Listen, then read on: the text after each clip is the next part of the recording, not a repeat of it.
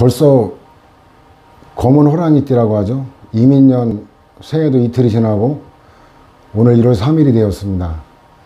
늦었지만 여러분들 새해 복 많이 받으시고 각자 원하는 소기의 목적을 달성하기를 진심으로 기원합니다. 지난 연말부터 며칠간에 걸쳐서 사무실 이전을 하고 이제 새로운 사무실에서 이제 첫 촬영을 하게 되는데 전에보다는 좀 공간이 조금 넓어졌어요. 그래서 아직 저도 새로운 분위기는 조금 적응하는 중인데 금일부터 이제 대충 짐 정리도 급한 게 다 끝나가지고 이제 드디어 또 오랜만에 강의를 하게 됐습니다. 여기 회의실은 전에 그 사무실과 달리 전에 사무실은 이제 저녁이면 난방이 꺼져가지고 엄청 추워가지고 막 강의를 하는 게 막 힘들 정도로 그런 열악한 환경이었는데 여기는 늦은 시간까지 난방도 좀 잘 되는 것 같고 여러 가지 뭐 강의 촬영하는 여건도 지난번보다는 더 나아진 것 같습니다. 그래서 어쨌든 이제 지속적으로 강의를 하면서 업로드하는 일이 이제 제게 주어진 숙제겠네요. 지난 시간까지 해서 1편의 중반부까지가 우리가 같이 공부를 마무리했고 이제 행정법상의 법률 요건과 법률 사실에서 1편에 이제 후반부로 접어들었는데 우리가 지난 시간 1편 배운 것 중에 가장 출제 빈도가 높은 거는 공법상의 법률 관계냐 사법 관계냐라는 법률 관계의 구별이 1편에서도 출제되고 4편에 가면은 항고소송이냐 당사자 소송이냐 아니면 민사소송이냐 이런 관점에서 또다시 출제가 되기 때문에 여러분들은 이제 단순한 법률 관계 판별만이 아니라 그 공법 관계라고 했을 때는 그게 처분성이 인정되는지 아닌지 그에 따라 항고소송하고 당사자 소송이 나눠진다 그랬죠.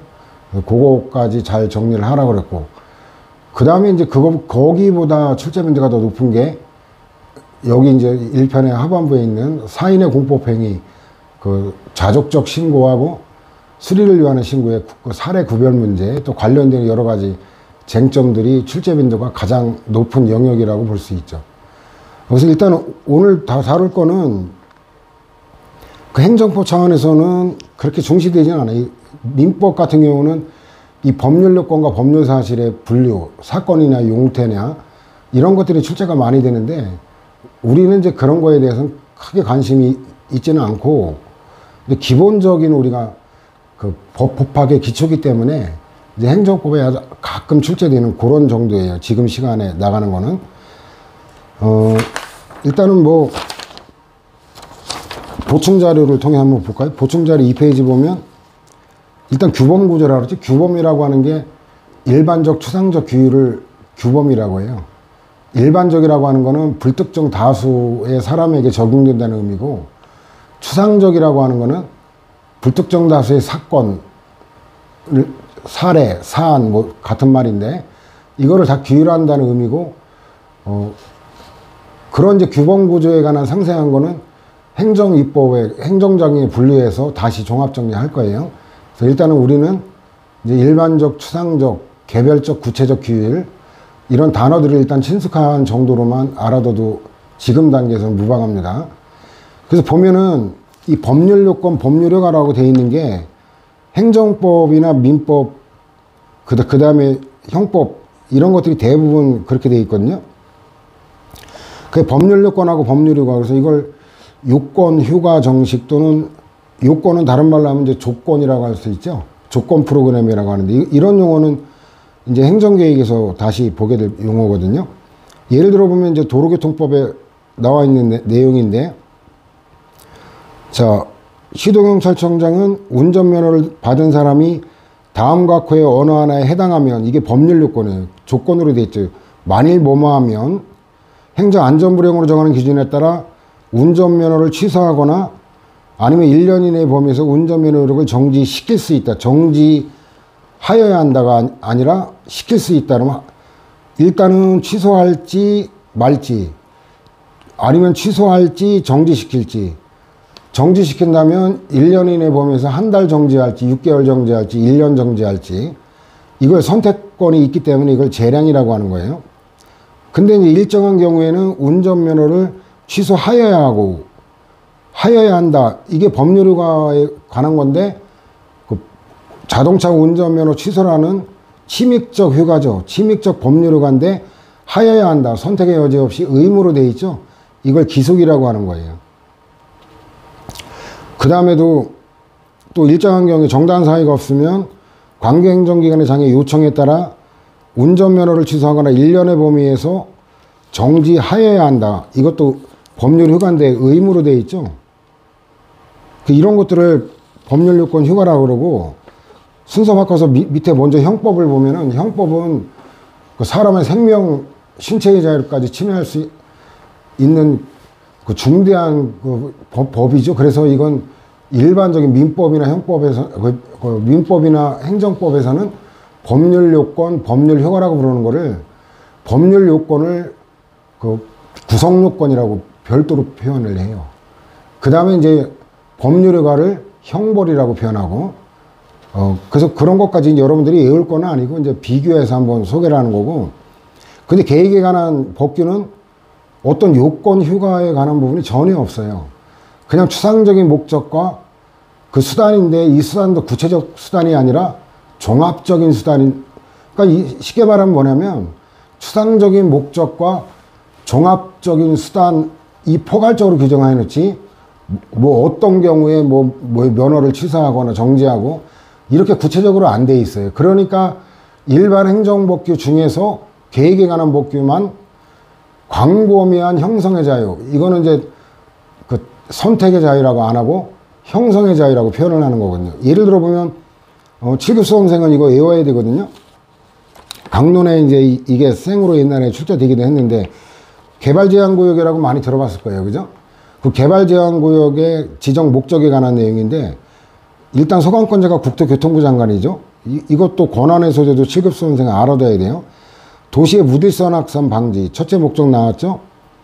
두 번째가 도시 주변의 자연환경 보전, 세 번째가 도시민의 건전한 생활환경 확보, 그래서 도시개발을 제한할 필요, 또 다른 목적이 국가 안보죠. 국방부 장관의 요청이 있어 보안사항이라는데, 줄이면 국가 보안, 그죠? 안보, 이 목적이죠. 이와 같은 추상적 목적이 있을 때 개발제한구역을 지정, 변경, 이게 수단이에요. 그 뭘로? 도시공관리계획. 이게 도시공관리계획도 7급 수험생은 외워놔야 됩니다. 그러니까 개발제한구역을 어떤 조건에서 지정하고 변경할지에 관한 구체적 기준은 없어요. 그냥 국토교통부 장관이 이와 같은 추상적 목적을 위해서 적당하다고 하는 것을 지정하고 변경할 수 있다는 거죠. 그러니까 국토교통부 장관에게 엄청나게 광범위한 형성의 자유를 준다. 이게 이제 페이지 인용해놨는데, 거기 보면은, 그래서 이걸 계획재량이라고, 그 행정행위 재량은 재량행위라고 하거든요. 그 복수행위 간에 이제 이건 주어진 것 중에 선택의 자유가 재량행위 개념이에요. 근데 이 계획재량은 주어진 것 간의 선택이 아니라 아예 없는 거, 무에서유를 창조하는, 그러기 때문에 이거는 질적 차이다, 이런 논란이 또 벌어지게 되거든요. 행정행위로서 재량행위하고 행정계획이 갖고 있는 계획재량의 본질이 같냐, 다르냐, 이런 단순한 양적 차이냐, 그런 게 논의가 되는 거예요. 자, 그런 배경을 보고 교과서로 들어온 법률휴가, 이거는 법률관계, 법률관계는 내용적으로 권리의무로 되어 있다 그랬죠. 어느 한 측에 의무가 있으면 대응하는 권리가 있게 마련인 게 이제 사법이고, 우리는 의무는 있지만 대응하는 권리가 아니라 반사적 이익에 그치는 경우가 제법 있다고 그랬죠. 물론 이제 오늘날 추세는 반사적 이익이 점점 공권 영역으로 확대되는 추세다라는 것도 이미 배웠지만, 자, 변동은 발생, 변경, 소멸을 얘기해. 이거와 무관한 행위가 사실행위라 그랬죠. 이것도 여러 번 우리가 다루게 되는 용어죠. 진실한 행위, 뭐 팩트에 근접한 행위, 뭐 이런 의미가 아니라 법률 효과와 무관한 행위를 사실행위라 그랬죠. 법률 요건은 그와 같은 법률효과 발생에 요인이 되는 사실을 얘기하는데, 법률 사실은 다식 법률 요건을 구성한 개개 사실인데 여러 개로 되어 있을 수도 있고 하나로 되어 있을 수도 있어요. 그래서 예를 들어 건축허가 같은 경우는 그 국민의 신청과 그에 대응하는 건축 허가라는 두 가지로 되어 있죠. 근데 이제 상계라는 거는 상호계산 줄임말인데, 어떤 인과관계가 있는 그 채무가 인과관계에 있는 거로 상호 결련되어 있을 때 대등액에서 이제 금액을 까고 결제하는 거를 상계라 그래요. 그 보면 이제 이런 상계라는 용어는 국가배상에서 다루게 되는데, 과실상계, 과실이 있으면 과실을 까고 손해액을 계산하는 거. 예를 들어 보면 육교가 있는 곳에 무단횡단하다가 사고 났다는 보행자 과실이 한 90% 정도 인정되거든요. 그러면 손해가 1억이다 했을 때 과실의 비율에 해당하는 90%에 해당하는 9천만 원을 까고 1,000만 원만 손해액으로 계산해 주는 게, 이런 것들이 이제 과실상계라 그래요. 손익상계라는 것도 있는데, 손해와 동시에 이익을 얻었을 때 이익을 본 만큼 까고 주는 거. 요거를 이제 손익상계라고 하거든요. 순수한 손해만 물어주겠다라는 건데, 어쨌든 그런 데서 우리가 이 상계라는 용어를 다시 보게 되고, 민법에서는 이게 채권 총론에서 다루게 되는데, 그 상계 요건하고 효과가 굉장히 민법에는 중요한데, 우리는 그 정도 단어의 뜻, 그 정도만 알아두면은 행정법에서는 충분합니다. 그 예를 들면 매매계약이라는 게 법률 요건인데, 이건 청약과 승낙이라는 두 가지 법률 사실이 합치돼야만 법률 효과가 발생하죠. 그래가지고 이 계약을 체결하면 계약상의 권리 의무가 발생하기 때문에 이 계약 자체는 법률효과 변동의 원인이 되는, 요인이 되는 사실인 법률 요건이 될 수 있는 거고, 청약만으로는 법률 효과가 발생이 안 되죠. 그죠? 내가 10억짜리 아파트를 1억에 사겠다고 청약한다고 그게 계약이 체결될 수가 없죠. 당연히. 그렇기 때문에 이거는 청약과 승낙 각각의 것만 갖고는 권리 의무가 발생이 안 되죠. 그래서 이거는 법률 사실에 불과하다. 출제빈들은 많이 떨어지는데 기본 개념은 알아두는 게 좋습니다. 이 분류가 이제 민법에는 출제가 많이 되는데, 행정법에는 그 출제가 별로 이렇게 많이 되지는 않아요. 근데 빈도는 떨어져도 빼고 보는 마인드는 없다 그랬죠. 왜냐하면 이런 거는 개념하고 사례를 연계하면 외우지 않아도 돼요. 이 개념이 뭐예요? 사건이라는 게. 이거 혼동하면 안 돼요. 아까 사실행위라는 건 뭐라 그랬어요? 사실행위라고 하는 거는 법적 효과와 무관한 행위라 그랬죠. 근데 사건은 법적 효과와 무관한 게 아니라 정신작용과 무관한 거예요. 그러니까 정신작용으로 통제를 할 수 없는 거. 자, 그러면 한번 사례하고 개념하고 대입을 해볼까요? 사람이 출생하는 거, 애가 만들어지고 수정에 대해서 그 출생까지 하는 게 정신작용으로 애가 만들어지고 애가 출생되는 거 아니죠. 그죠? 그 다음에 사망도 정신작용으로 죽는 거 아니죠. 그 다음에 이제 이게 이제 시류사유가 되거든요. 이 시류는 효력상실, 좀 더 의역을 하면 자동 또는 당연 소멸, 이게 시류사유예요. 이거는 행정행위에 그 관련돼서 사례가 가끔 나와요. 기간, 시간이 흘러가는 거, 그 시간에 흘러감에 따라 권리가 그 상실되기도 하고, 그 소멸시효, 권리가 그 취득되기도 하고, 취득시효, 이거 다 시간이 흘러가는 건데, 인간의 정신작용으로 이 시간의 흐름을 막을 수가 없죠. 일정한 연령이 도달하는 거, 이걸 정신작으로 막을 수 있다면 나이가 든다는 걸 막을 수가 있겠죠.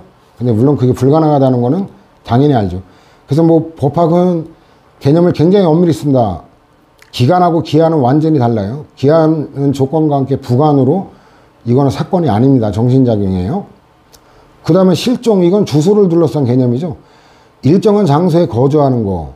그 거주하게 되면 이제 여러 가지 주민등록 의무, 주민세 납부 의무를 지게 되고, 근데 이것도 어떤 장소에 거주하는 게 정신작용으로 거주하는 건 아니죠.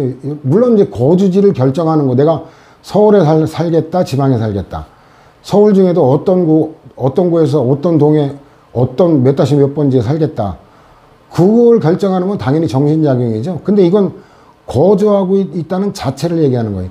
내가 정신작용으로 거주한다면 잠깐 딴 생각하면 어때요? 거주지가 막 이동돼 버리죠. 내가 그럼 집에서 잘 때 그럼 잘 때 정신작용이 발휘가 안 되죠. 그럼 잘 때 내가 분명히 내 방에서 잤는데 정신작용이 발동이 안 되면 내가 다른 집, 옆집에서 깨어나는 일이 있습니까? 그러니까 어떤 장소에 머문다는 거, 이거는 정신작으로 머무는 게 아니죠. 그 다음에 이제 물건이 인위적인 게 아니라 자연적으로 생성되고 소멸되는 거, 이 자연적인 거. 그 다음 물건의 점유, 소유도 정신작용으로 점유하는 게 아니죠. 예를 들어 지금 제가 앉아있는 의자, 여기 회의 테이블, 그 다음에 제가 갖고 있는 이 펜, 이걸 다 점유하고 있다고 하는 거거든요. 이거를 정신작용으로 점유하면 제가 볼펜 점유하고 있다 일정한 시간마다 정신작용을 발휘를 안 하면 볼펜이 사라지는 거죠. 말도 안 되죠. 그죠? 내가 입고 있는 옷도 내가 이제 점유하고 있다고 표현하는 건데 내가 정신작용을 놓으면 옷이 하나씩 사라지고 나체가 된다? 말이 안 되죠. 그죠? 그냥 이게 점유하고 있는 그 상태, 그걸 얘기하는 거죠. 그 다음 부당이득도 그 부당하게 이득을 얻고 있는 상태를 얘기하는 거지, 이득을 얻는 어떤 정신작용으로 인한 행위, 이런 게 아니거든요. 그냥 사건으로서 이득을 얻고 있다는 그 상태 자체를 얘기하는 거고, 도로공사하고 사실행위라죠. 이런 것들은 나중에 이 편에 또 다시 보게 되는데, 정신작용과 무관하다는 거 대입하면은 그렇게 어렵지는 않아요. 용태는 이거는 외워야 돼요. 왜냐면 한자어로 쓰면 얼굴 용자 모양태에서 얼굴 모양이라는 뜻인데, 여기 뜻은 뭐냐면 정신작용과 무관한 걸 그 용태라, 정신작용을 요소로 하는 걸 용태라 그래요. 근데 우리나라 한자 뜻하고 다른 뜻이 다르면 이건 외놈 한자다라고 생각하면 되죠. 그래서 이런 거는 안 써야 되는데 아직 식민잔재가 청산이 안 되기 때문에 이건 우리나라 한자 뜻 갖고는 아무리 한자를 배워도 알 수가 없어요. 외울 수밖에 없고. 근데 그 정신작용이 외부의 발현이라고 하는 건 쉽게 말하면 표현이라고 생각하면 돼요. 외부에 표현되면 외부적 용태, 그 내심이라고 하는데 내부적 심리 상태를 내심이라고 그래요. 내심에 머물면 내부적 용태라고 그러죠. 그 다음에 적법행위, 위법행위도 있고 자기부작이 있고, 자기부작이 개념도 지난번에 설명했는데 까먹으면 안 됩니다. 이런 거. 자기는 적극적으로 일정한 행위를 하는 거라 그랬죠. 그 몸을 움직여야 뭐가 되는 거예요. 청소하고 소독하고 이런 거를 자기라 그러죠. 밥 먹는 것도 자기죠. 그 가만히 있는데 밥이 저절로 먹여지지는 않죠. 그 다음에 부작위는 금지. 어떤 거 하지 않는 걸 부작이라 그러죠. 해야 될 의무가 있는데 하지 않은 거. 이런 게 조금 국어적 의미하고 달리 살을 붙이는 거예요. 그냥 국어적으로 무의도식은 그냥 유유자적, 무의도식 이런 거는 법률용어로는 부작이라고 안 해요. 왜냐하면 법률용어로서 부작위는 행정청이 상대방의 신청에 대하여 상당한 기간 내에 일정한 행위를 하여야 할 법률상의 의무가 있음에도 불구하고 일을 하지 아니하는 것을 말한다. 이 행정소송법 2조에 규정되어 있는 거거든요. 그러니까 이 법률상 부작위는 그냥 귀찮아서 게을러서 아무것도 안 하고 있는 걸 부작위라고 하지 않고, 법률상 의무가 있는데도 불구하고 하지 않는 것, 그걸 부작위라고 해요. 이제 그 국어적 의미에다가 이제 조금씩 이렇게 살을 붙이면 되는 것들이죠. 자, 그 다음에 또 사법행위인데, 사법행위, 공법행위, 이런 분류는 최하급이라 그랬죠. 그 용태라고 해서 무조건 행정법이라 공법행위만 있는 게 아니고 사법행위도 있다. 이건 뭐 이럴 게 아니라 우리가 1편에 봤잖아요. 그 행정상 사법관계도 있다고, 그죠? 국고관계라고 대표적으로. 사법행위가 공법적으로 발생하는 경우도 있어요. 매매 증여계약이 사법계약인데 여기에 납세의무는 공법상의 의무거든요.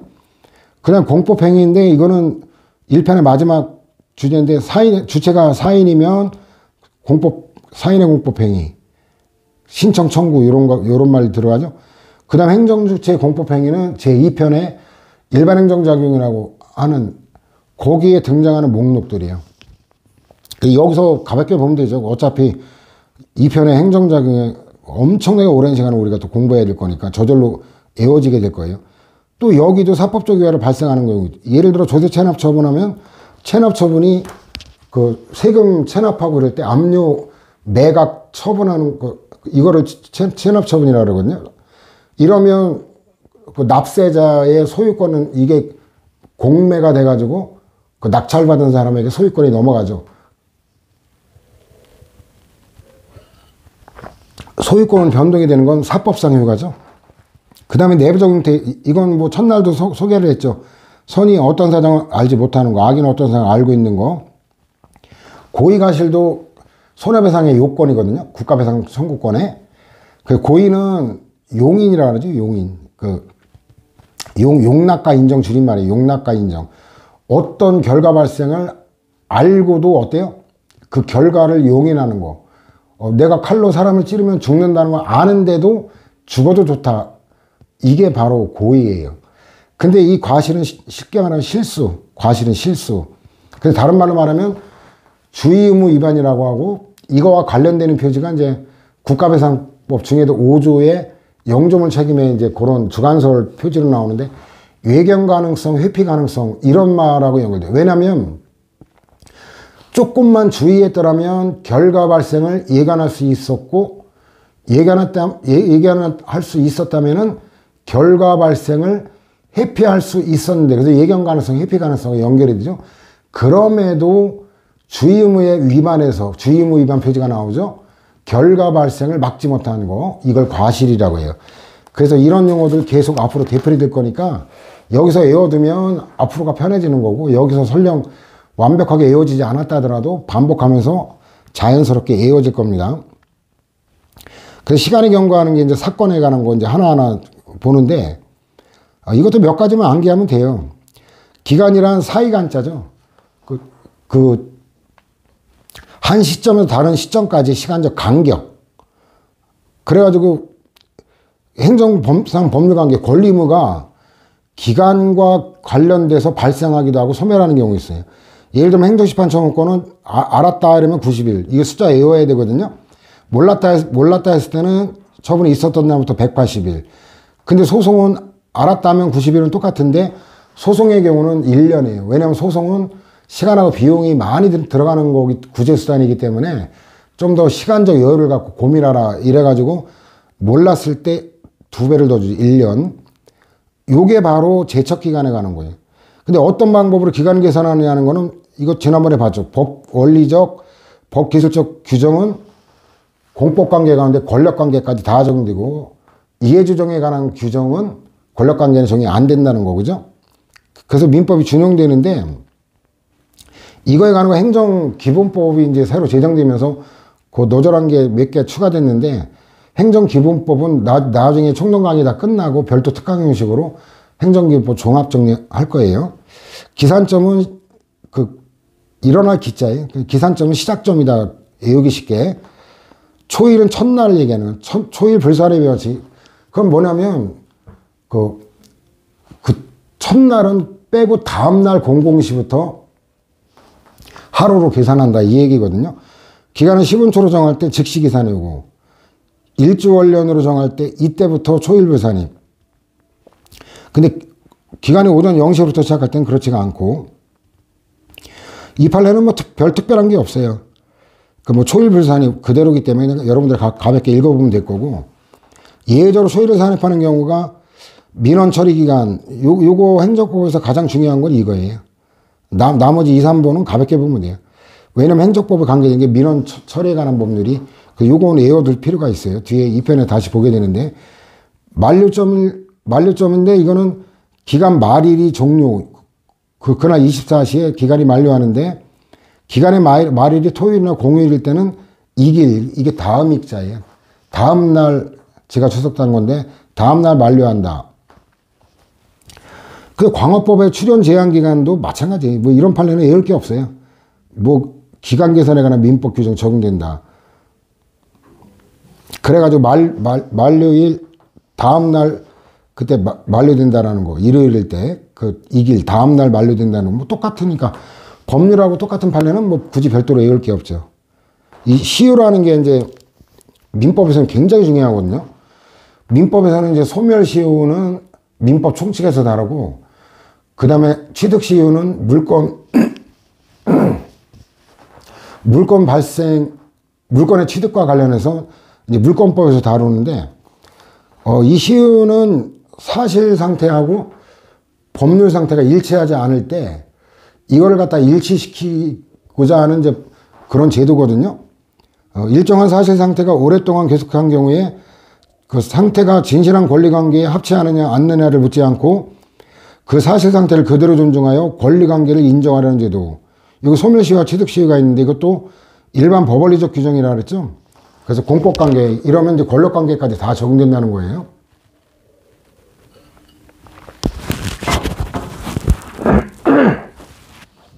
그러니까 예를 들어 보면 법적으로는 내가 권리자예요. 내가 법적으로는 권리자인데 오랫동안 권리 행사를 안 하고 있으면 어때요? 그러면 사실상은 어때요? 무권리자랑 같은 상태가 돼 있죠. 이런 경우에 아예 사실 상태와 법률 상태를 일치시키기 위해서 권리를 법적으로까지 소멸시키는 게 소멸시효예요. 근데 이 반대로 내가 어떤 땅의 주인이 아니에요. 법적으로는 소유권자가 아닌데 그 집주인이 그 땅을 관리하지 않는 그 틈을 이용해 가지고 마치 내가 그 땅의 주인인 것처럼 거기다가 건물을 짓고 몇십 년간 살았다. 그럼 법적으로는 무권리자지만 사실 상태는 어때요? 소유권자처럼 보이죠. 그럼 아예 법적으로도 소유권을 취득시킴으로써 소유권을 갖다가 소유권자로 통일시키자. 이게 이제 그 시효제도인데 이거는 사유재산권이 보장되는 우리나라 같은 법제하에서는 대단히 이례적인 거죠. 그죠? 이 권리자를 보호하지 않고 그 권리자가 아닌 경우까지를 보호하는 이거는 어쨌든 대단히 이례적인 제도다라고 여러분들이 이해하면 될 거예요. 소멸시효는 말 그대로 소멸시키자는 거죠. 권리자가 그의 권리를 행사할 수 있음에도 불구하고 일정한 기간 동안 권리를 행사하지 않는 상태가 계속된 경우 아예 권리를 소멸시켜버려서 아까도 얘기했지만 법률 상태와 사실 상태를 일치시키자. 이 기간을 외워야 되는데 일단 5년 알아둬야 됩니다. 그래서 금전의 급부를 목적으로 한 국가의 권리, 국가도 법인으로서 그 행정 주체, 시원적 행정 주체라고 배웠죠. 앞에서. 그죠? 시위에 관하여 다른 법률에 규정이 없는 거는 이 말 나오는 거는 일반법이라는 얘기예요. 특별법이 있으면 특별법 우선의 원칙이 적용되기 때문에 다른 법률이 특별법의 규정이 없으면 일반법인 이 국가재정법에 따라 5년 동안 행사하지 않으면 시효로 인하여 소멸한다. 국가의 권리만이 아니라 국가에 대한 권리로 금전의 급부를 목적하는 것 또한 같다. 근데 이것도 이제 뒤틀어내지는 않을 건데 행정법에는 금전 급부를 목적으로 하는 게 이게 이제 민법에서는 되게 헷갈리는 게 많아요. 뭐냐면 소유권은 이거는 소멸시에 걸리지 않는다는 이견이 없어요.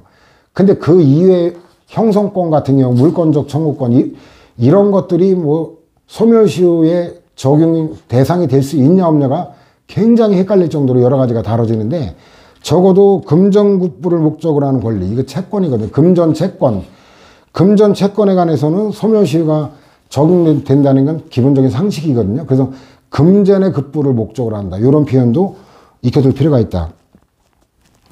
그 다음에 이 판례도 출제가 됐던 판례인데 다른 법률의 규정의 의미는 5년보다 긴 기간이 아니라 짧은 기간이다. 왜냐하면 아까도 얘기했잖아요. 여러분 우리나라는 헌법 23조 1항에 따라 재산권이 보장되고 있고 다만 이제 2항에 따라 그 사회적 제약을 적용받을 수도 있고 3항에 따라 수용 사용 제한될 경우에는 손실보상도 받게 돼요. 이와 같이 그 사회재산권이 보장되는 나라에서 권리를 함부로 소멸시키는 건 어때요? 이례적인 거죠. 그래서 이 권리 헌법상 보장된 재산권에 해당하는 권리를 빨리 소멸시키는 게 특별한 거예요. 늦게 소멸시키는 게 특별한 거예요. 당연히 어때요? 빨리 소멸시키는 경우가 재산권 침해 가능성이 높다고 봐야 되겠죠. 그래서 짧은 기간이다라는 거는 그 재산권 보장에 관한 헌법 배경 지식만 알면 이거는 끌어낼 수 있고 두 번째 5년짜리는 올 거 없어요. 그 국가재정법 일반법이 5년이니까 여러분들은 5년이 아닌 것만 외우면 돼요. 국유재산법에서는 변상금 및 연체료의 부과권과 징수권을 구별하여 이 부과권은 제척기간이라 그래요. 징수권은 부과권하고 어쨌든 달라요. 제척기간이나 소멸시효 적용 대상으로 규정하고 있지 않기 때문에 그 변상금 부과권 및 연체료 부과권도 모두 5년의 소멸시효가 적용된다. 이게 원래 부과권은 성질상 제척기간과 관련되는 건데 그 제척기간에 관한 규정이 없기 때문에 일반법에 따라 5년이라는 거예요. 한번 읽어본 거지, 이거를 갖다 여러분들이 외우려고 할 건 없죠. 그냥 5년짜리는 외울 게 없어요. 그 다음에 여기 조금 이 판례 밑에 세 번째 줄부터 보면 연체료 부과권은 변상금 납부기한을 경과한 날부터 60월이 될 때까지 날짜의 경과에 따라 그때 발생하는 거기 때문에 소멸시효도 각 발생일부터 순차로 5년이 경과해야 완성된다. 그러니까 이거는 다달이 발생하는 거잖아요. 그럼 다달이 발생한 그때부터 순차적으로 기산점에 관한 건데 그때부터 소멸시효가 진행되는 거예요. 그 다음 달에도 또 새로 또 부과할 수 있는 게 부과를 안 하면 또 소멸시효가 또 다시 발생하는, 매달 순차적으로 진행돼서 순차적으로 완성이 되는 거예요. 요런 거는 밑에서 좀 볼 거니까. 자, 이 3번, 4번 판례가 좀 개념 설명을 요하는 판례인데, 군인연금법상 선순위 유족의 연금 청구와 국방부 장관의 지급 결정으로 발생한 구체적인 유족연금 수급권은, 이건 뭐라 그러냐면 기본권이라 그래요. 기본권. 독립적으로 소멸시효에 적용 대상이 되지 않고, 나눠봐야 되는 건데, 선순위 유족에게 유족연금 수급권의 상실 사유가 발생하여 동순위 또는 차순위 유족에게 구체적인 유족연금 수급권이 이전되는 경우도 마찬가지다. 이거는 이제 기본권에 관한 거를, 기본권. 그러니까 뭐냐면 연금을 받을 수 있는 기본적 권리예요. 연금을 받을 수 있는 기본적 권리. 근데 이것도 굉장히 조금 어려운데, 이게 군인연금법에 연금 제도에 관한 규정이 있잖아요. 근데 그거는 누구든, 그죠? 일반적 추상적 규율이라고 그랬죠. 규범이라고 하는 거는 누구든지 군인이 되고, 그래서 군인연금법상 그 요건을 충족하게 되면은 군인연금을 받을 수 있다는 추상적인 권리에 불과한 거예요. 자, 이런 경우에는 어떤 소송도 제기할 수가 없어요. 이런 단계에서는. 지금은 이해가 좀 쉽지가 않아요. 이런 상태에서는 어떠한 그 구체적 권리가 발생하지 않았기 때문에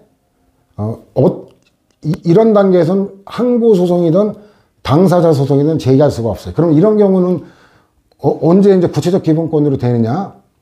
내가 이제 정년 퇴직했다 이래서 연금관리공단에 어때요? 구체적으로 내가 연금 수급권자라는 결정 내지는 연금 수급 대상자가 아니라는 결정, 이 결정이 났을 때 그에 불복해서 항고소송을 제기할 수 있는 거예요. 그냥 그 군인연금법을 근거로 해서 소송 제기할 수는 없고, 구체적인 어떤 그 신청을 했다가 청구를 했다가 인용되든 기각이 되든 그 다음에 그거에 불복이 있을 때 항고소송을 제기해야 되는 거예요. 그래서 어쨌든 군인연금법상 그것만 갖고는 어떤 권리도 구체적 권리는 발생이 안 돼요. 근데 이제 그 구체적인 연금수급 그 대상자라는 결정을 받게 되면 그때 이제 내가 연금 수급권이라는 구체적 권리이자 기본적 연금 청구권을 내가 갖게 되는 거예요. 이거는 그러니까 내가 죽을 때까지 연금을 받을 수 있는 권리가 있다는 거, 이게 기본적 연금권이라고 생각하면 돼요. 기본권이라고 하는 게 기본적 연금권. 근데 그거는 이제 죽을 때까지 받을 수 있는 전체를 얘기하는 거예요. 전체를. 근데 다달이 얼마씩 나오잖아요. 다달이 나올 수 있는 거. 그래서 연금 청구권, 구체화된 연금 청구권 전부를 다 포기하는 거, 이거 우리가 안 된다고, 우리가 공권의 특성이 앞에 배운 게 연금 청구권, 이 구체적인 전부를 포기할 수가 없어요. 그거는. 근데 이제 다달이 내가 300만 원이든 뭐 몇백만 원이든 다달이 내가 받게 되는 연금 청구권이 있죠. 다달이 발생되는, 이건 지분권이라고 그래요. 지분적 연금권이라고 해서 지분권. 이 지분권은 내가 양도, 상속, 포기도 가능한 거고, 요거는 소멸시효에 걸린다는 거예요.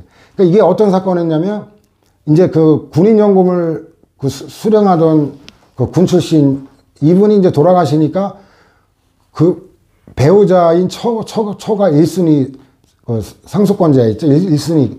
그래가지고 이제 연금 수급을 유족으로서 연금을 이제 받고 있었는데 그 자격을 상실하는 사유가 뭐냐면 재혼이에요. 다른 남자랑 재혼하게 되면 배우자는 그 연금 수급권이 상실하게 돼요. 그러니까 이제 여기 그 할아버지가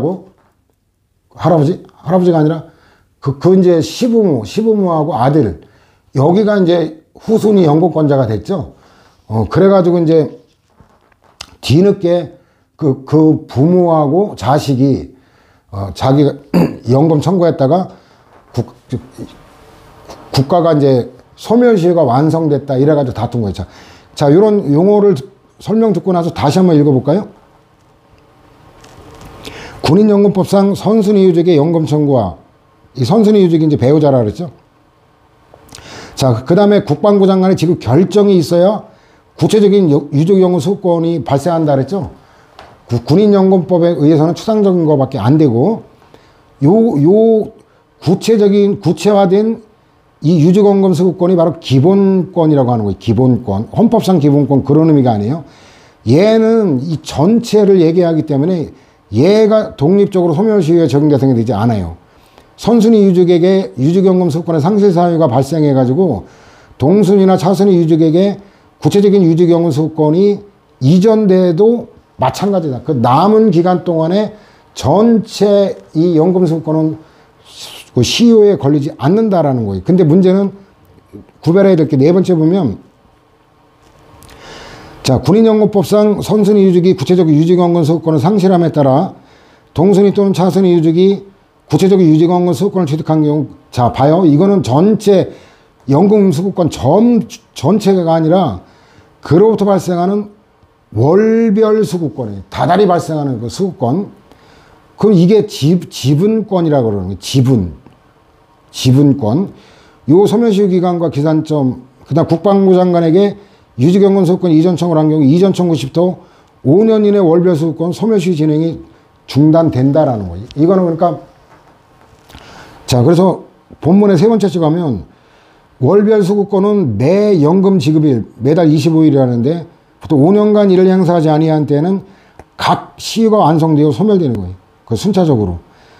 그래서 일단 지나간 지 오래된 거는 벌써 5년의 기간이 지난 거는 소멸되고, 그 다음 달 또 한 달째가 또 소멸되고, 이렇게 순차적으로 계속 소멸되는데, 어느 순간 이제 내가 후순위 연금 수급권자라는 걸 알고 청구한 그때부터는 소멸시효가 중단된다는 얘기예요. 자, 국방부 장관에게 그 시행령에 따라 유족연금 수급권 이전 청구를 한 경우, 이건 이제 권리 행사를 한 거죠. 권리 행사를 하면 시효 중단돼요. 이미 발생한 월별 수급권에 관해 권리를 행사한다는 취지를 객관적으로 표명하는 거기 때문에 이전 청구 시부터 거꾸로 계산해서 5년 이내의 월별 수급권은 소멸시효 진행이 중단되어 지급받을 수 있다. 그러니까 중단되기 전에 기준했을 때 이미 5년이 지나간 건 끝난 거예요. 못 받아요. 근데 지나간 것 중에도 아직 5년의 소멸시효가 완성되지 아니한 거는 받을 수 있고, 그 이후에는 중단되기 때문에 당연히 뭐 받을 수 있다 이거죠. 근데 각종 시효기간인데 국가배상 청구권, 이거는 알았다, 이건 주관적이라 그래요. 주관적. 몰랐다 그러면 객관적 요건인데, 안 날부터 3년, 이거 외워두세요. 몰랐을 때는 불법행위를 한 날부터 10년, 이것도 외워두세요.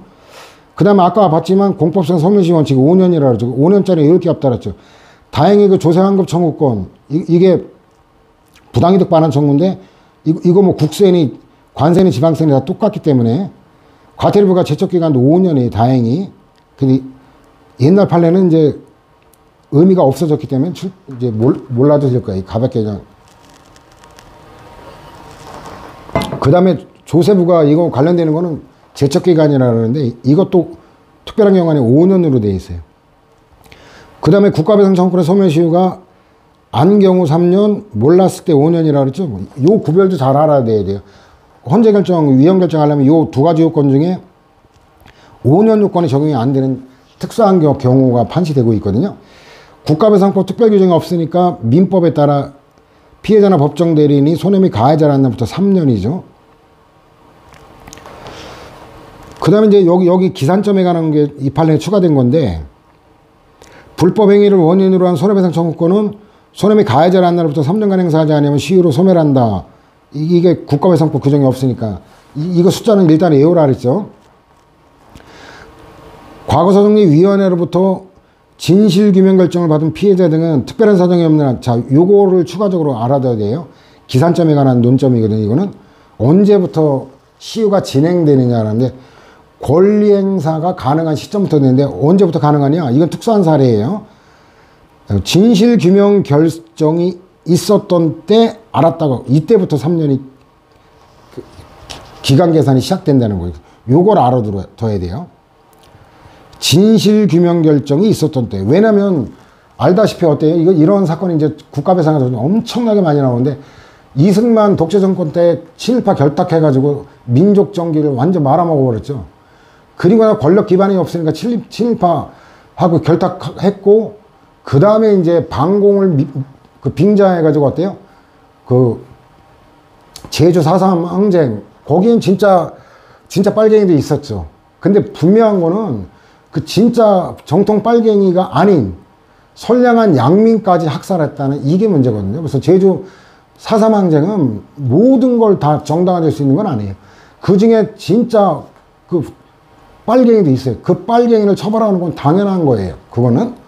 근데 이제 이 4.3 항쟁의 진실규명이 필요하다고 하는 이유는 그 진짜 빨갱이인지 아니면 빨갱이 누명을 쓰고 억울하게 처형당한 건지, 이거는 얘기가 완전 다른 거죠. 그죠? 선량한 양민, 선량한 국민을 양민이라고 그러잖아요. 선량할 때 량자 따가지고 두음 법칙에 따라 이제 양민 이렇게 되는 건데, 양민을 학살한 건 이건 중대한 일이죠. 그 다음에 경북 그 문경군 그 박달마을 그 학살 사건, 그 어린애 그 몇 살 안 되는 어린애까지 싹 다 죽였고, 그건 이승만이 그랬죠. 하여튼 좌익과 관계되는 거는 애들이고 뭐고 무조건 다 처형하라고. 이승만 지시에 따라 이루어진 건데, 그 다음에 또 뭐 거창, 경남 거창 양민 학살 사건, 그 보도연맹 대량 학살 사건 해가지고 적게는 30몇만부터 많게는 200 몇십만 명까지 선량한 국민을 학살한 그 학살 주범이 전두환보다 더 심하다고 볼 수 있죠. 그게 바로 이승만이라는 자였죠. 그래서 또 박정희 때 뭐 각종 간첩 사건에 대고 울릉도 간첩단 사건, 또 뭐 천안인가? 하여튼 뭐 이 간첩 빨갱이로 조작해가지고 간첩을 몰아서 처형한 사건들. 그 독재 정권 때는 행방불명된 것, 죽었다는 것조차 확인할 수가 없었어요.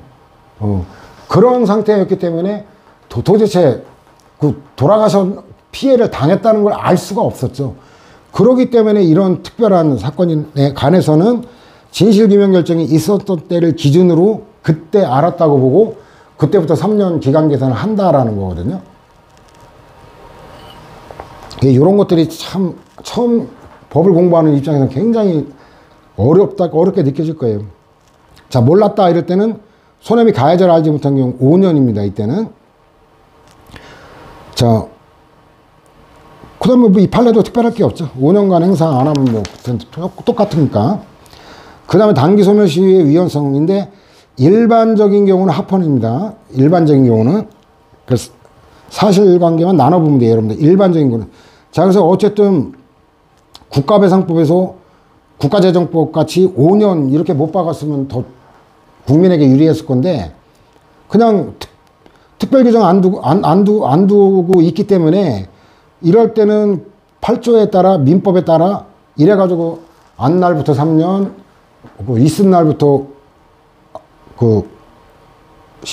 이튿날부터 10년 이렇게 되는 거거든요.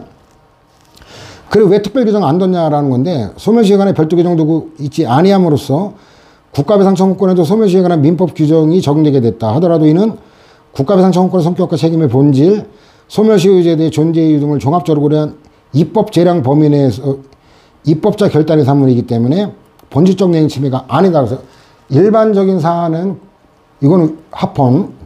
이게 위헌이면 지금 이 조항이 있을 리가 없기 때문에 이건 뭐 외울 게 없죠. 합헌이니까 아까 3년 5년짜리 남아있는 게 3년 5년짜리 남아있는 게 민법에는 10년인데 우리는 그 국가재정법에 따라 몰랐다면 5년이거든요. 그 기간이 남아있는 이유는 합헌이니까 남아있다라는 거죠. 그래서 첫 번째 건 뭐 외울 게 없어요. 근데 두 번째 보면은 이것도 일반적인 거는 몰랐을 때 불법행위일로부터 5년이라 그랬죠. 3년의 기간과 달리 이건 불법행위로부터 바로 진행이 되는 거예요. 과거사정리법에 의해 한국전쟁 전후 그 희생사건에 대해 희생자 의무 확인하는 진실규명 결정이 있었던 경우에도 손해배상 청구권의 소멸시효는 희생자에게 피해가 생긴 날부터 5년이 경과한 때 이미 완성되었다. 그러니까 이것도 대법원이 일반론을 판시한 거예요. 그러니까 아까 판례 봤잖아요. 그 안날로부터 어때요? 그 3년인데 그 안날이 진실규명 결정이 있었던 때를 기준으로 기산한다 그랬죠. 근데 이제 저런 대법원 판례에 대해서 제동을과 헌재 결정이 뒤늦게 나왔죠. 자, 그 다음 판례 보면은, 자, 그 다음 판례는 이제 그 일반적인 경우죠. 자, 일반적인 공무원의 직무상 불법행위로 손해, 요게 핵심이에요. 이건 위헌이라고 할 수 없다라는 거예요. 이거는 기존 입장의 제약인이죠.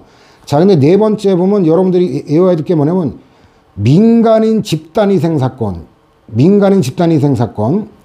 중대한 인권 침해 사건, 조작의혹 사건. 민간인 집단희생 사건은 이승만 살인마에 의해 수십에서 수백만 희생당한 거고, 중대한 인권 침해, 이거 고문, 간첩으로 몰아가지고 조작한, 이거는 이제 박정희, 전두환, 요때 대거 발생했던 부분이죠. 요거일 때 위헌이다라는 거예요. 요거일 때. 근데 저런 사건들이 국가배상에 줄줄이 이제 나오게 되는데,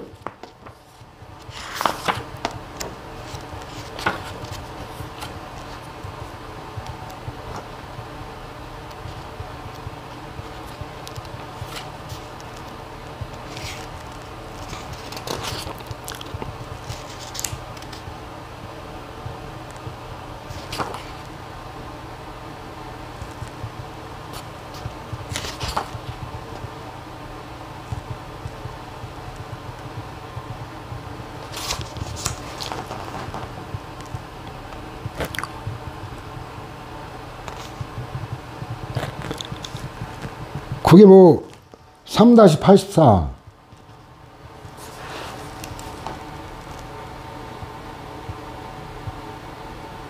3-84에 보면 뭐 거기 보면은 7번 보면은 이른바 과거사 관련 위자료 청구 사건에 대한 재심, 한국전쟁 전후 민간인 희생 사건, 그 다음에 불법 행위를, 저거는 일반적인 사건이고, 11번 보면 불법 구금되겠다는, 이게 박정희 전두환 때 이런 것들이 이제 국가배상에 뭐 줄줄이 등장하게 되죠. 줄줄이. 이 한국 사회에 참 그 굴절된 불행한 역사를 갖다가 줄줄이 국가배상에서 보면은 줄줄이 확인하게 돼요. 자, 그때 다시 또 보기로 하고. 자, 그럼 네 번째. 그 의미는 뭐냐? 그러면 이거는 그 다음 판례 나오죠. 이제 대법원 판례, 최근 판례가 나왔는데, 자, 일단 네 번째 쪽 보면 위헌 결정 당시까지 법원에 계속되어 있는 경우에도 미치고, 법원에 계속되어 있는 거, 우리가 당해 사건, 병행 사건, 이런 거 위헌 결정의 기속력에 관한 거를 그 1편의 판례 법원성에서 우리가 다뤘죠. 요 논점 하나. 그다음 그 밑에 보면 객관적 기산점을 기준으로 하는 소멸시효는 적용되지 않는다라는 거예요. 이게 객관적 기산점인 거, 몰랐을 때 불법 행위가 있은 날부터 5년 그게 이제 적용되지 않는다라는 거예요. 이 어떤 사건은 박정희 때 구로 일대 농지를 분배받던 수분배자들의 후손의 원고들이 대한민국을 상대로 분배농지와 관련해서 불법행위로 인한 손해배상을 청구하는 사안이 박정희 때 이 엄청난 몇백만 평의 땅을 강제로 뺏어버렸어요. 보상도 안 해주고. 그래가지고 이제 이런 경우에 어때요? 이런 경우에 안날로부터 5년이 지났더라도 이건 적용이 안 된다는 거예요. 그 불법행위가 있었 날부터 5년이 지나도 적용이 안 된다는 거예요. 다만 이제 이거는 객관적 기산점 몰랐을 때 그 불법행위가 있었 날 그것만 적용되지 않는 거지, 알았다면 3년이 지나면 끝나는 거예요. 그래서 주관적 요건에는 적용되는 거예요, 지금도. 자, 기산점은 시작점이라 그랬죠. 소멸시효가 완성하려면 권리를 시효기간 동안 행사하지 않는 권리 불행사가 있어야 되는데, 권리 불행사는, 이게 권리를 행사하는데 법률상 장애가 없음에도 불구하고 행사하지 않는 걸 말하는데, 이 법률상 장애하고 사실상 장애를 일단 구별해야 되는데, 근데 지랄이 뭐냐면 이게 판례가 이게 일관되질 않아요. 법률상 장애를 일관되게 고집하지 않기 때문에 몇 가지는 참 골 때리는 게 있는데, 일단 민법 규정 보면은 권리에 행사할 수 있는 때부터 진행하는데, 그 권리 행사할 수 있는 때 해석이 중요한 거거든요. 그래서 반대로 해석하면 뭐예요? 행사할 수 없는 동안에는 비록 권리가 발생하고 있더라도 시효기간 진행이 안 돼요. 그럼 소멸도 안 된다는 얘기죠. 권리를 행사할 수 없는 사유로는 법률상 장애, 사실상 장애인데, 법률상 장애에 한정하는 게 다수는 일관된데, 판례도 주의적인 거 그런데 가끔 사실상 장애까지도만 인정하는 경우도 있고 그래서. 자, 일단 일반론적 판례인데, 권리 행사의 법률상 장애 사유, 이건 대표가 이건 부관이라 그러거든요. 부관. 기간의 미도래, 이건 종기예요. 조건의 불성취 등이 있는 경우를 말하는 거고, 사실상 권리의 전부나 권리 행사 가능성을 알지 못하였거나 알지 못함에 과실이 없다고 해도 이러한 사유는 법률상 장애 사유에 해당한다고 할 수 없다. 그래가지고 이럴 때는 시효가 진행된다라는 거예요. 진행되면은 시효 기간이 지났다면 그 소멸되는 거죠. 그럼 기각 판결을 받게 되는 거예요. 그러면 이게 통상 소멸시효가 몇 년인지, 소멸시효라는 제도가 있다는 거를 몰랐다, 이거는 봐주질 않아요. 이런 마인드가 법률의 부지가 위법성 인식과 관계되는데, 단순 법률의 부지는 무죄가 아닙니다.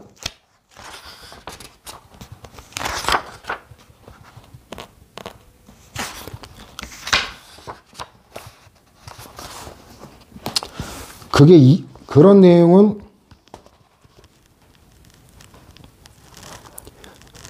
이권의 549페이지에 있어요. 거기 보면 위법성의 인식이죠. 자기 행위가 법령에 의해 죄가 되지 아니하는 거로 오인한 행위, 이거는 정당한 이유가 있는 때 하나에 벌하지 아니한다. 바로 요거하고 연결이 되는 거거든요. 그래가지고 그냥 단순히 내가 법률에 의해 죄가 되지 않는다고 나는 법을 전공하지 않아서 무식해가지고 난 몰랐다라고 주장해도 그걸 인정하지는 않습니다. 그런 거하고 똑같은 사고가 여기도 반영되어 있는 거예요. 과세처분의 하자가 중대하고 명백하다. 이건 당연무의라는 거예요. 중대하고 동시에 명백한 하자가 당연무의 사유거든요. 이건 앞에서도 다뤘었죠. 당연무의에 해당하는 여부를 당사자로서는 현저로 판단하기 어렵다거나, 당사자에게 처음부터 과세처분의 취소소송과 부당이득 반환 청구 소송을 동시에 제기할 걸 기대할 수 없다. 이것도 사실상 장애사에 지나지 않는다. 이러면 소멸시효가 이미 기산이 되는 거고, 기간이 지났다면 기각 판결을 받게 되는데, 여기도 판례번호 91 다잖아요. 민사소송이라는 거 알 수 있죠. 변상금 부과처분에 대한 취소소송이 진행 중이라도 부과권자로서는 위법한 처분을 스스로 취소하고, 이건 뭐냐면 취소소송은 쟁송 취소라 그래요. 심판이나 소송으로 취소를 시키는 거는 쟁송 취소라 하는데, 부과권자 처분청이 직접 스스로 취소하는 건 이거는 직권 취소라 그래요. 아무리 취소소송이 진행 중이라도 직권 취소하고 하자를 보완하여 다시 적법한 부과처분할 수 있는 거니까 권리행사에 법률상 장애가 있는 것에 해당하지 않는다. 그럼 결국 5년이 지나면 세금 부과할 수 없다, 이렇게 되는 거죠. 징수했던 건 부당이득으로 반환하게 되는 거죠. 저런 경우는 손해미 가해자는 한 날이란 불법행위 요건 사실에 대하여 현실적이고도 구체적으로 인식하였을 때를 의미한다. 그래서 이런 것도 익혀놓을 필요가 있어요. 요건사실. 근데 요건사실에 가는 게 좀 더 부연 설명을 해요. 단기소멸시효의 개선점이 손해 및 가해자를 한다는 의미는 피해자나 그 법정 대리인이 가해 공무원이 국가 또는 지방자치단체와 공법상 근무관계가 있다는 사실을 알고, 요거는 이제 판례가 마땅치가 않은 건데, 왜냐하면 국가배상법의 그 요건 그대로 판시하면 더 좋았을 건데, 또 일반인이 당해공무원의 불법행위가 국가 또는 지방자치단체 직무를 집행함에 있어 행해진 거라고 판단하기에 족한 사실까지 인식하는 걸 의미한다. 여기서 외우려고 하면 무리한 암기가 돼요. 이건 뭐냐면 가해 공무원이라는 요건이 충족돼야 된다는 거고, 그다음 공법상 근무관계는 직무를 집행하면서 그거를 저렇게 표현했기 때문에 그런 거고, 그 다음에 불법행위라는 거고, 그 다음에 직무를 집행하는 거. 요런 요건들이, 저런 요건들이 국가배상법 2조에 다 나오거든요. 2조의 요건. 그 3-38에 있으니까 그 3-38하고 5번 판례를 연결하면은 어렵지 않아요.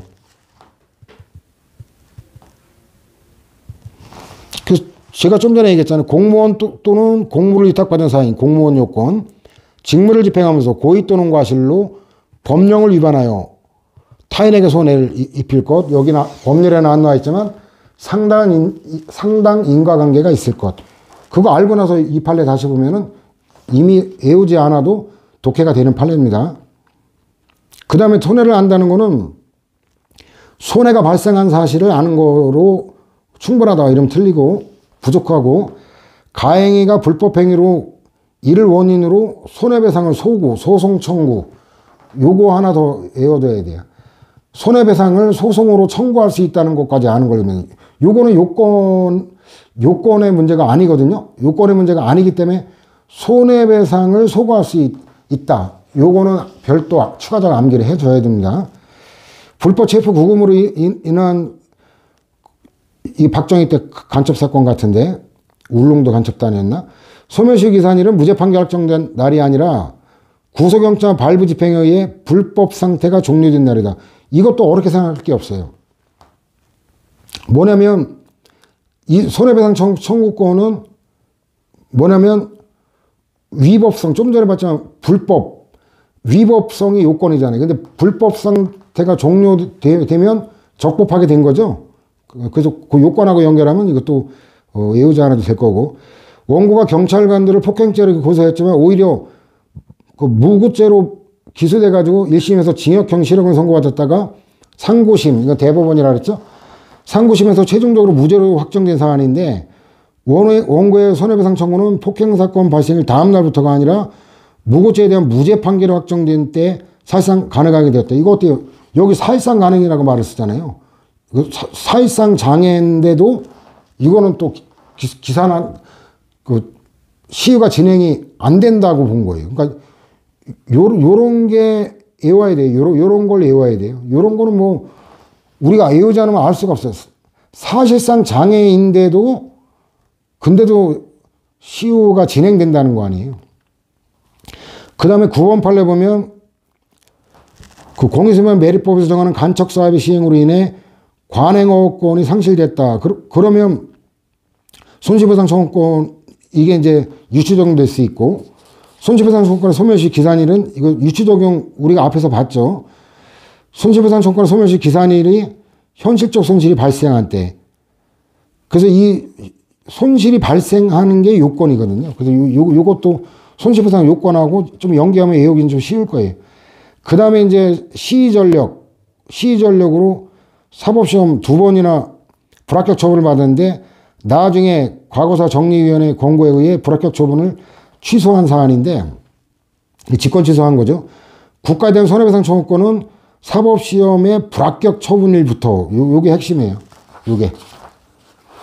그래가지고 이건 아까 헌재가 위헌 결정한 거, 그 양민 학살 사건이나 인권 유린 뭐 이런 거하고는 차원이 다르죠. 그 정도까지는 안 갔죠. 그렇기 때문에 이거는 그거하고 사실관계를 구별하면은 특례를 인정하지 않겠다라는 걸 이해할 수 있을 거예요. 그 다음 표정, 진실과 화해를 위한 과거사정리위원회 결정이 있기 전까지 불합격 처분에 관한 모든 증거자료들을 국가가 소지하고 있었고 사실상 소를 제기하더라도 승소 가능성이 없었다는 사유는 권리행사의 사실상 장애사에 불과하기 때문에 미안하지만 이거는 직권취소로 이제 사법시험은 합격됐어요. 합격됐는데 손해배상은 이거는 인정이 안 됐죠. 저 같은 경우도 91년도에 행정고시 35회 일반행정 2차 논설시험 합격했는데 그 실명으로 저항시 쓰고 시에다 잡혀간 거 이것 때문에 이제 신원 문제가 걸리면서 면접에 떨어졌거든요. 그 다음에 이제 더 봐야 뭐 결론 뻔할 것 같아. 안 볼까 그러다 또 자존심이 걸려가지고 부랴부랴 또 3달 앞두고 8월달 시험 보는데 5월달부터 에라 다시 한번 내 갈 때까지 가보자 해가지고 자존심 때문에 다시 해서 또 이제 재차 붙었는데 그래도 역시 면접에서 또 이 신원 문제가 걸리는 바람에 또 떨어질 뻔했는데 그때 그 우연하게 배강규 선생님이랑 개인적으로 친분이 하나도 없는 분인데 학자적 양심 때문에 그 성적과 무관하게 2번씩이나 떨어지는 경우는 자기는 학자적 양심으로 그걸 용납할 수가 없다. 이래가지고 2주 동안 지금 행정안전부인데 옛날에는 총무처하고 내무부가 합쳐진 게 지금 행정안전부거든요. 옛날에는 총무처였어요. 시험 주관하던. 지금 이제 시험 주관이 인사혁신처로 또 바뀌었죠. 처하면 이제 국무총리 소속인데 총무처 1급 공무원하고 2주 동안 싸워가면서 가까스로 합격됐어요. 저도 면접 2번 떨어져가지고 만약에 소송직이 했으면 제가 판례가 먼저 나왔을지도 모르겠네. 몰랐을 뻔했어요. 어쨌든. 근데 결론은 불합격 처분 결정일부터 진행되니까 얘라고 말하면 안 되고 누군지 모르지만 이거는 기각 판결 받았어요. 공무원이 형의 선고를 받아 당연 퇴직할 당시 발생한 공무원연금법상 퇴직급여 지급 처분권 소멸시 기산점 이거 핵심만 알아두면 당연 퇴직 시 당연히 퇴직해야 퇴직금 나오는 거니까 그죠? 이런 거 외우기 쉽죠. 그 다음 공무원의 직무 수행 중에 불법행위에 의해 이것도 이해가 쉬워요. 납북된 피랍자 본인의 납북 피해에 대한 국가배상 청구권과 관련해서 납북 상태가 지속되는 동안에도 피랍자 본인의 국가배상 청구권의 소멸시효 기산점이 도래하여 소멸시효 기간이 진행한다고 할 수 없다. 뻔한 거 아니에요. 그죠? 북한의 납북대가 가지고 있는데 어떻게 대한민국 법원에 소송을 제기해서 권리를 행사할 수 있단 말이에요. 권리를 행사해야만 중단시키고 할 수 있는 건데 그 자체가 불가능한 현실인 거 알잖아요. 그죠? 어젠가 또 그 동부전선 22사단이죠. 일지부대 거기.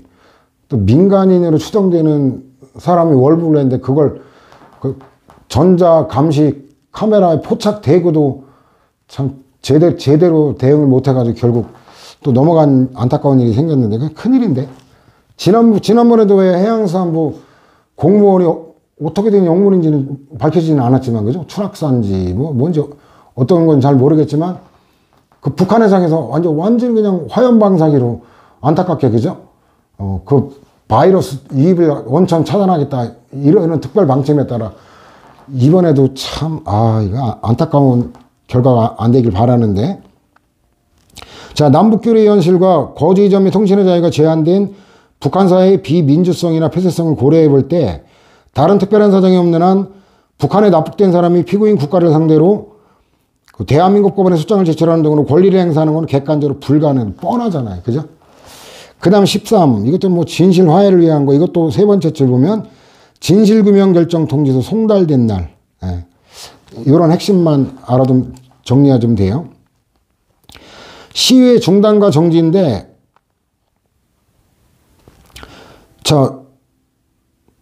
시효는 권리 행사를 안 할 때 시효로 소멸하는 거죠. 근데 그 반대가 권리를 행사하면 시효가 완성되면 안 되겠죠.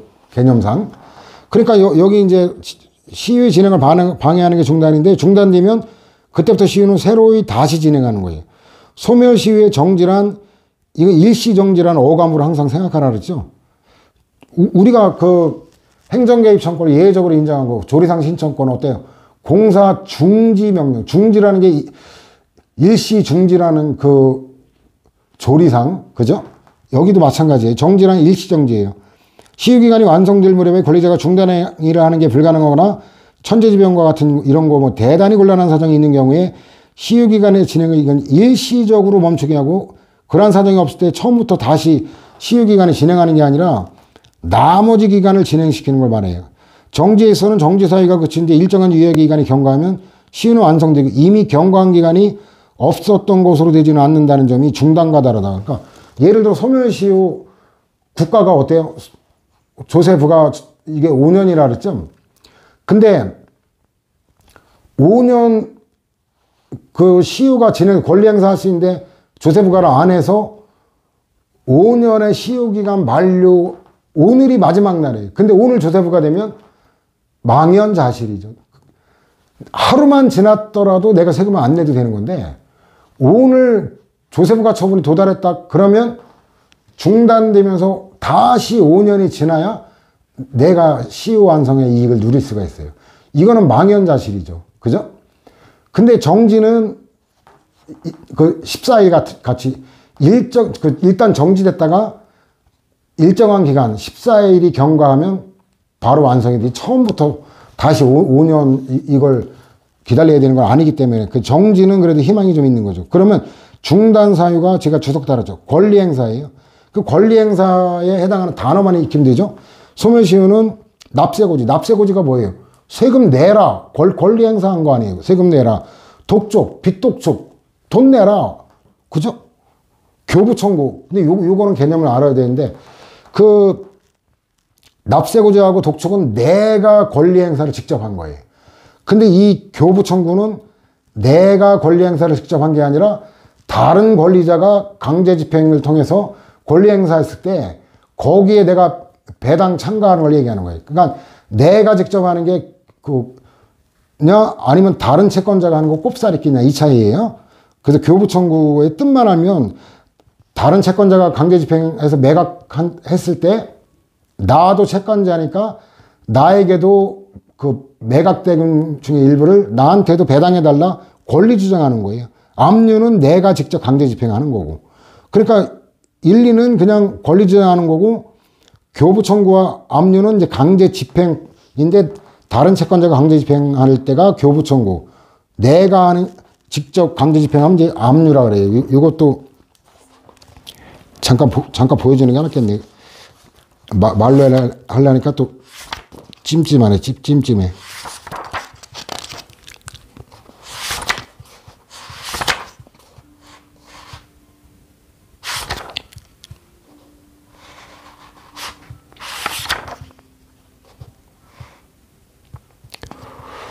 그게 2-514에 있어요.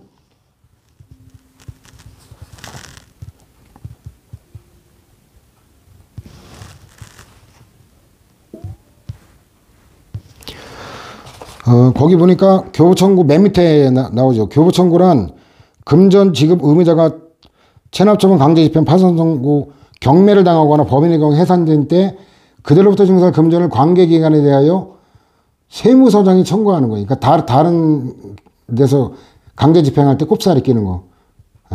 교부청구는 민사소송법상의 용어로는 나도 채권자니까 나한테도 배당금 나눠달라 배당 요구하고 같다. 그 배경을 알면 쉬운 거예요. 자, 다시 돌아올까요? 행정소송은 원칙적으로 사건에 대한 시효중단 사유가 되지 못하다. 당연하죠. 사건의 행사 방법은 당연히 민사소송이죠. 그건 당연한데 예외를 알아두면 되죠. 예외적으로 과세처분의 취소 또는 무효확인 청구에서는 조세환급을 구하는 부당이득 반환 청구권의 소멸시효 중단 사유인 재판상 청구에 해당한다.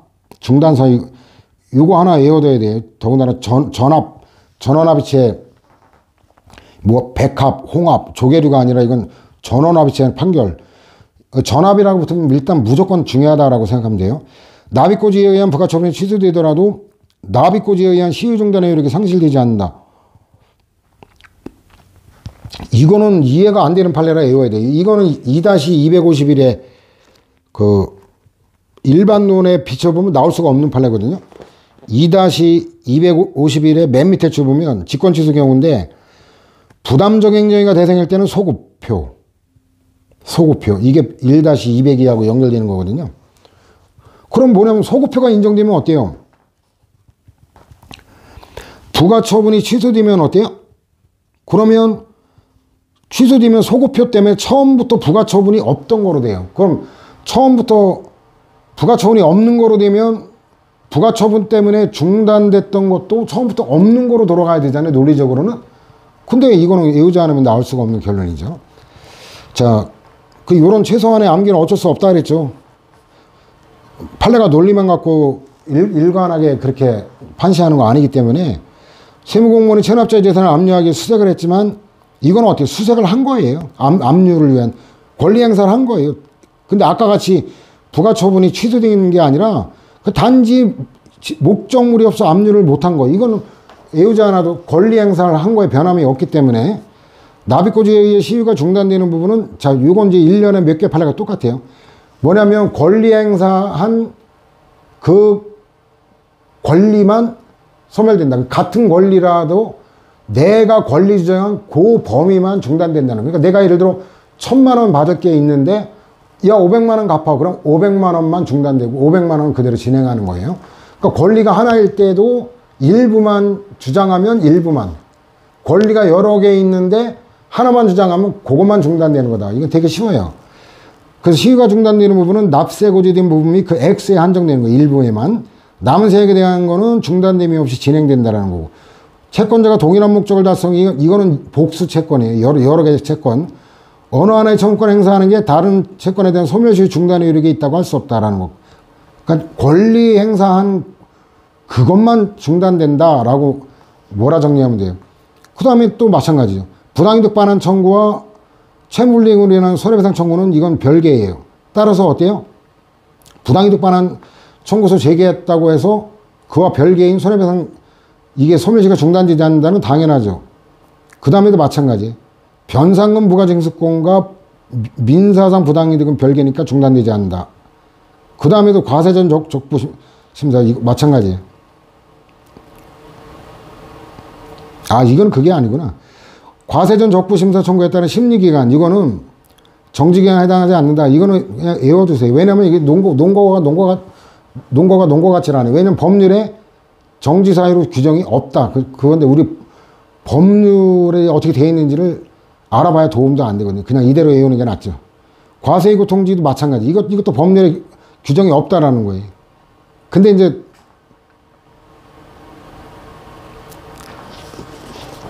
판례 논거가 그런데 우리가 주체적으로 한번 해석을 해보면 과세 전 적부심사 청구예요. 이거 적부심사 청구는 누가 하는 거냐면 국민이 하는 거예요. 국민이 청구했다고. 근데 그건 좀 그러네. 가만히 생각해보니까. 그럼 이거 외우는 게 낫겠네. 이거 논리적으로는 설명이 안 되겠네. 제가 잠깐 착각을 했는데. 과세 전 적부심사 저거 안 하고 부과하면 위법이 되거든요. 그래서 저건 논리적으로는 설명이 안 되고, 하여튼 정지 사유가 아니기 때문에, 규정이 없기 때문에 과세이고 통지도 마찬가지라고 보면 되고, 압류에 의한 시효 중단의 종료 시점은 압류가 해제되거나 집행 절차가 종료될 때다. 저런 게 출제되면 굉장히 지엽적인 판례가 돼요. 민법에는 중요한 논점인데 어쨌든 알아둘 필요가 있어요. 이게 행정과 관계되는 거기 때문에. 체납 처분에 의한 채권 압류로 채권자의 채무자에 대한 채권의 시효가 중단된 후에 피압류 채권, 이거 압류 당한 채권을 피압류 채권이라 그래요. 기본계약 관계 해지 시효 소멸시효 완성되로 소멸함으로써 압류 대상이 존재하지 않게 되어 압류 자체가 시효된 경우. 자, 이거는 아까하고 달라요. 아까 2번은 부가가 취소됐는데도 상실되지 않는다 그랬죠. 그리고 아까 3번은 압류를 했는데 목적물이 없는 거예요. 이거는 압류 자체가 실효됐기 때문에 그 시효중단 사유가 종료한다 그랬죠. 그 다음에 민법에서 소멸시효 중단 사유를 규정하고 있는 청구도 허용될 수 있는 경우 국세징수권의 소멸시효 중단 사유가 될 수 있다. 이것도 그냥 그 외워둘 필요가 있어요.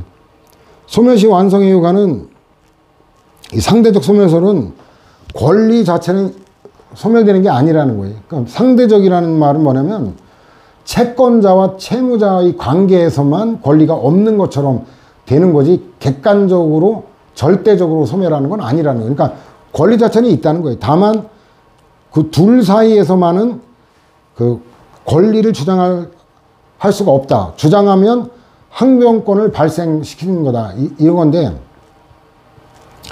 그 상대적 권리를 채권이라 그래요. 절대적 권리, 이건 대세적 권리라는데 세상에 대한 효. 그러니까 특정인에게만 주장할 수 있는 게 채권이에요. 채권은 내가 돈 빌려준 사람한테 주장할 수 있잖아요. 그죠? 쉽게 말하면 나한테 돈도 안 빌려한 사람한테 지나가는 사람 아무나 붙잡고 돈 갚아라 이렇게 주장할 수는 없죠. 이걸 이제 상대적 효력이라 그러고, 물권은 어때요? 세상 사람 누구에게도 주장할 수 있는 거예요. 예를 들어 내가 어떤 아파트 소유자다 그러면 누구에 대해서도 이건 내 소유의 아파트라고 주장할 수 있는 거예요. 그럼 누가 그걸 침해해도 소유권에 의한 물권적 방해, 물권적 반환 청구권 또는 방해 제거 청구권, 방해 예방 청구권, 세상 사람 누구에 대해서도 다 주장할 수 있는 거예요. 이걸 대세효, 세상 모든 사람에 대한 효력이 다 대세효 줄임말이거든요. 달리 말하는 걸 절대적 그 권리 이렇게 말해요. 이런 용어들을 알면 돼요. 근데 절대적 소멸에서는 권리 자체가 누구에 대한 관계에서도 당연히 소멸된다는 거예요.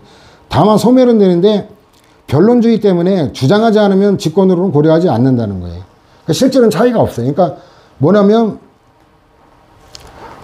상대적 소멸설도 소멸시가 완성됐다고 항변을 해야 되는 거예요. 항변을 해야 되는 거고, 이건 이제 소극적 항변, 소송에서 이제 소극적으로 해야 되는 거고, 절대적 소멸설에 따르면 적극적으로 주장해야 되는 거예요. 어쨌든 소극적으로 항변을 하든지 적극적으로 주장을 하든지, 이 주장 입증 책임은 사편에서 소송의 심리에서 다루게 됩니다.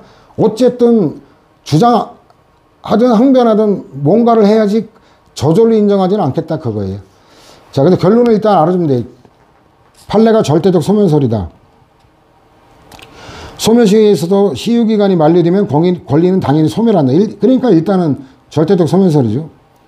시효의 이익을 받는 자가 소송에서 소멸시 주장을 하지 않으면 그 의사에 반하여 재판할 수 없고, 이러면 기각 판결을 받게 된다 이런 얘기고, 소멸시효 항변은 당사자의 주장이 있어야만 법원의 판단 대상이 된다는 거. 이건 변론주의 때문에 그런 건데, 조세채권의 소멸시효 기간이 완성된 후에 부과한 과세처분은 무효이다.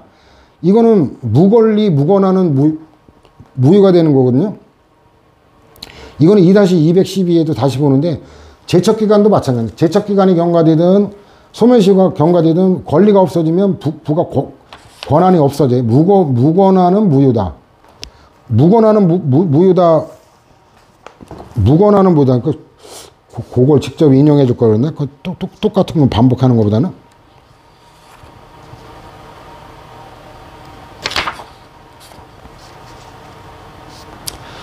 (211로) 인용하는 게 더 낫겠네.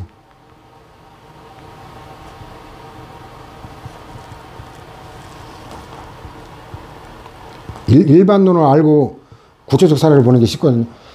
그 2-211 보면 맨 위에 무권한 행위, 권한 없는 자의 행위는 무효다. 그러면 뭐 소멸시효든 제척 기간이 지나면 권리가 소멸되기 때문에 무효가 된다. 그거는 이제 끌어낼 수 있거든요. 이 소멸시효는 그 쟁점이 많기 때문에 일단 잠깐 쉬었다가 진행하도록 합시다.